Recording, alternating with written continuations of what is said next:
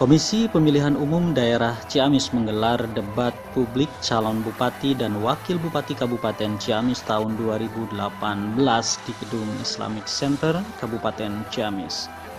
Debat publik tahun 2018 ini merupakan amanah peraturan KPU nomor 4 tahun 2017.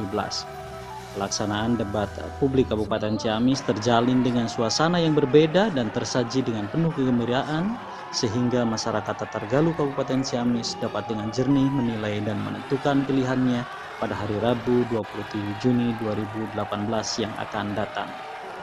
Dua paslon bupati dan wakil bupati yang mengikuti debat publik itu diantaranya pasangan Herdiat dan Yana serta paslon petahana Iing Sam Arifin dan Oih Burhanuddin.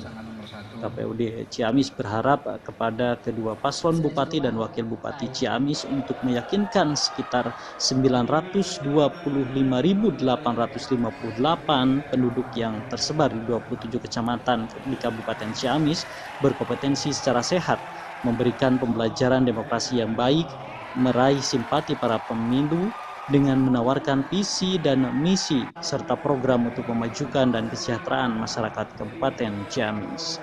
Sementara itu, tema penyampaian dalam acara debat publik Kabupaten Ciamis tersebut yaitu meningkatkan kesejahteraan rakyat, memajukan daerah, meningkatkan pelayanan pada masyarakat, menyelesaikan persoalan daerah, menyelaraskan penyelaksanaan pembangunan daerah dengan provinsi dan nasional, serta memperkokoh negara kesatuan Republik Indonesia. Masing-masing paslon diberikan 8 sesi pertanyaan dan masing-masing paslon memberikan jawaban selama 2 menit.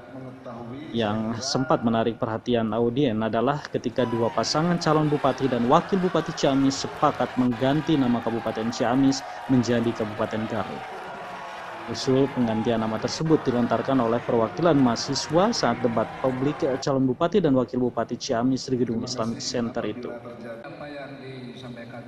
Kedua pasangan calon yakni nomor 1 Herdiat Sunaria dan Yana Deputra serta nomor urut 2 Iing Sam Arifin dan Oih Burhanuddin menyatakan pergantian nama harus melalui kajian ilmiah.